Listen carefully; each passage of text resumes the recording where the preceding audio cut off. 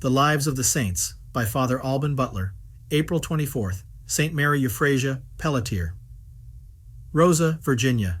Pelletier was born in 1796 on the island of Noirmoutier, off the coast of Brittany, where her parents had taken refuge during the Vendée uprising. At school in Tours, Rosa heard about the convent of the Refuge, belonging to a congregation that St. John Eudes had founded in 1641 to rescue fallen women and defend those in danger. The congregation was called Institute of Our Lady of Charity of Refuge and had a house in Tours.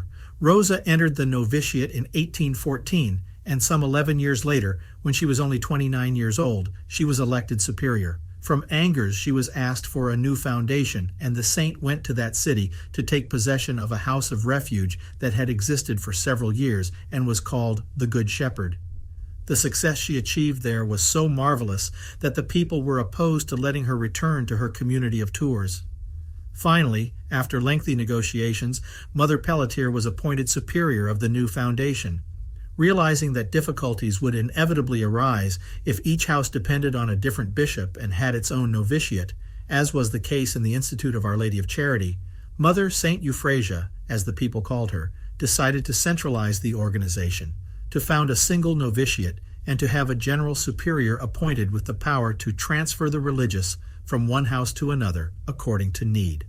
In spite of the opposition and the natural fear that such a radical change produced in her, Mother Pelletier firmly defended this means of promoting the cause for which all the religious were working, without losing one iota of her humility and her respect for authority.